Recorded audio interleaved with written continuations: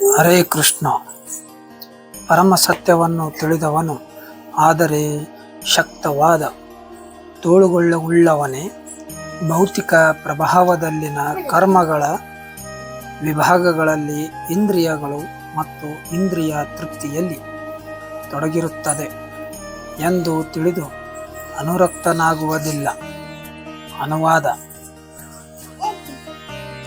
ಹೇ ಮಹಾಬಾಹುವಾದ ಅರ್ಜುನನ, ಪರಮ ಸತ್ಯವನ್ನು ತಿಳಿದವನು ಇಂದ್ರಿಯಗಳಲ್ಲಿ ಮತ್ತು ಇಂದ್ರಿಯ ತೃಪ್ತಿಯಲ್ಲಿ ತೊಡಗುವುದಿಲ್ಲ.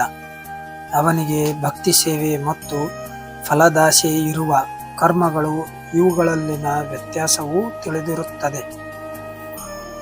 ಭಾವಾರ್ಥ: ಪರಮ ಸತ್ಯವನ್ನು ತಿಳಿದವನಿಗೆ ಐಹಿಕ ಸಾಹಸದಲ್ಲಿ ತನ್ನ ತೊಡಕಿನ ಸ್ಥಿತಿಯ ವಿಷಯವಾಗಿ ದೃಢವಾದ ಅರಿವಿರುತ್ತದೆ. ತಾನು ದೇವೋತ್ತಮ ಪರಮ ಪುರುಷನಾದ ಶ್ರೀಕೃಷ್ಣ ವಿಭಿನ್ನ ಅಂಶ ಮತ್ತು ಐಹಿಕ ಸೃಷ್ಟಿಯಲ್ಲಿ ತನ್ನ ಸ್ಥಾನವಿರಬಾರದು ಎಂದು ಅವನಿಗೆ ತಿಳಿದಿರುತ್ತದೆ. ವಾಸ್ತವವಾಗಿ ತಾನು ನಿತ್ಯಾನಂದನಾದ ಪರಮಪ್ರಭುವಿನ ವಿಭಿನ್ನಾಂಶ ಎಂದು ಅವನಿಗೆ ಗೊತ್ತು. ಹೇಗೋ ತಾನು ಜೀವನದ ಭೌತಿಕ ಕಲ್ಪನೆಯಲ್ಲಿ ಸಿಲುಕಿಕೊಂಡಿದ್ದಾನೆ ಎಂದು ಅವನಿಗೆ ಗುರುತಿಸುತ್ತಾನೆ. ತನ್ನ ಪರಿಶುದ್ಧ ಅಸ್ತಿತ್ವದಲ್ಲಿ ತನ್ನ ಭಕ್ತಿ ಸೇವೆಯ ಚಟುವಟಿಕೆಗಳನ್ನು ದೇವೋತ್ತಮ ಪರಮ ಪುರುಷನಾದ ಶ್ರೀಕೃಷ್ಣನ ಸೇವೆಗೆ ಸರಿಹೊಂದಿಸುವುದು ಅವನ ಕರ್ತವ್ಯ. ಆದುದರಿಂದ ಅವನು ಶ್ರೀಕೃಷ್ಣ ಪ್ರಜ್ಞೆಯ ಚಟುವಟಿಕೆಗಳಲ್ಲಿ ತೊಡಗಿರುತ್ತಾನೆ. ಐಹಿಕ ಚಟುವಟಿಕೆಗಳನ್ನು ಸನ್ನಿವೇಶ ಮಿತಗೊಂಡವು ಮತ್ತು ತಾತ್ಕಾಲಿಕ.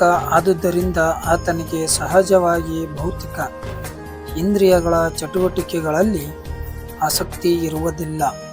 ತನ್ನ ಬದುಕಿನ ಐಹಿಕ ಸ್ಥಿತಿಯು ಭಗವಂತನ ಪರಮ ನಿಯಂತ್ರಣದಲ್ಲಿ ಎಂದು ಅವನಿಗೆ ಗೊತ್ತು.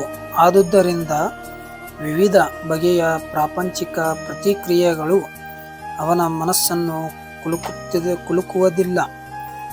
ಈ ಪ್ರತಿಕ್ರಿಯೆಗಳು ಭಗವಂತನ ಕರುಣೆ ಎಂದು ಅವನು ಭಾವಿಸುತ್ತಾನೆ. ಶ್ರೀಮದ್ ಭಗವದ್ಗೀತಾದ ಪ್ರಕಾರ ಪರಮ ಸತ್ಯವನ್ನು ನಿರಾಕಾರ ಬ್ರಹ್ಮ, ಪರಮಾತ್ಮ, ದೇವೋತ್ತಮ ಪರಮ ಪುರುಷ ಎನ್ನುವ 3 ಸ್ವರೂಪಗಳಲ್ಲಿ ಅರಿತವನನ್ನು ತತ್ವಿತ್ ಎಂದು ಕರೆಯಲಾಗುತ್ತದೆ. ಏಕೆಂದರೆ ಪರಮ ಪ್ರಭುವಿನೊಂದಿಗೆ ತನ್ನ ಸಂಬಂಧದ ವಾಸ್ತವ ಸ್ಥಿತಿ ಅವನಿಗೆ ಗೊತ್ತು.